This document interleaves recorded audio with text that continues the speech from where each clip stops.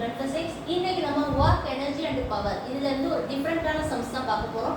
நான் டிஸ்கஸ் பண்ற சம்ஸ் எல்லாமே இப்போ நமக்கு மாடல் பேப்பர்ஸ்ல வர சம்ஸ் தான் நான் டிஸ்கஸ் பண்றேன். இந்த மாதிரி டைப் எல்லாம் நல்லா பார்த்துட்டு போங்க.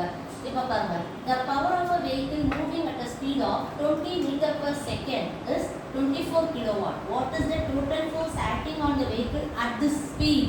நல்லா ஒரு தடவைக்கு ரெண்டு தடவை நல்லா சம்ம ரீட் பண்ணி பாருங்க.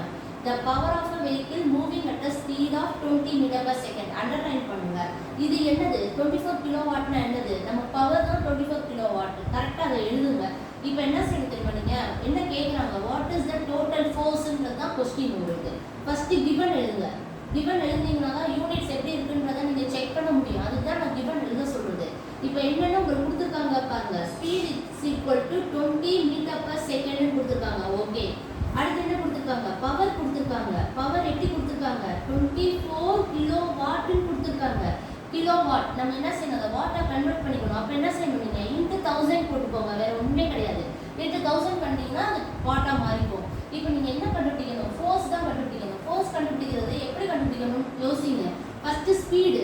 ஸ்பீடோட ஃபார்முலா எழுதுங்க. ஸ்பீடோட ஃபார்முலா என்னது? டிஸ்டன்ஸ் டிவைடட் பை டைம் தான் உங்களோட ஸ்பீடோட ஃபார்முலா இல்லையா? அடுத்து பவரோட ஃபார்முலா எழுதுங்க. பவர் இஸ் ஈக்குவல் டு என்ன ஃபார்முலா எழுதுவீங்க? Work done divided by time taken எழுதுவீங்க. கரெக்ட்டா? இப்போ அடுத்த ஸ்டெப் வாங்க. இப்போ நீங்க பவர் எழுதுறீங்க இல்லையா? Power is equal to work done divided by time taken எழுதுறீங்க.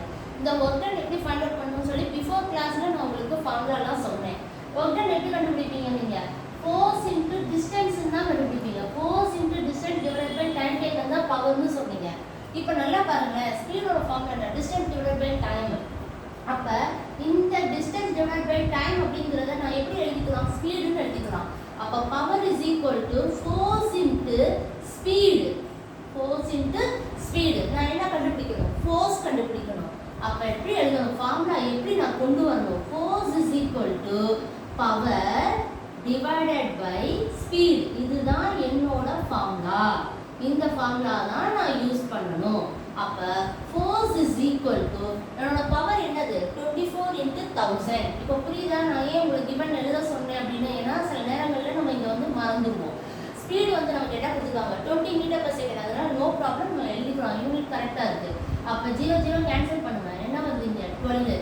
அப்ப உங்களோட ஃபோர்ஸ் எவ்வளவா இருக்கு? 12 into 100. So 1200. ஃபோர்ஸ் ஓட யூனிட் என்ன? நியூட்டன். இதை எழுத மறந்துடாதீங்க. நான் திரும்ப சொல்றேன். நீங்க யூனிட் எழுதலைன்னா உங்களுக்கு 1 மார்க் ரெடியூஸ் ஆகும். ஏன்னா நம்ம போர்ட்ல ஹாஃப் மார்க் இல்ல. ரெடியூஸ் பண்ணா 1 மார்க் தான் ரெடியூஸ் பண்ணுவாங்க. அதனால இதுல ரொம்ப கவனமா இருங்க. ஓகே ஸ்டூடண்ட்ஸ், இதை நல்லா ரெஃபர் பண்ணிக்கோங்க. ஏதாவது டவுட் இருந்தா கமெண்ட் செக்ஷன்ல போடுங்க. Thank you so much. என்னோட சேனலை சப்ஸ்கிரைப் பண்ணி லைக் அண்ட் ஷேர்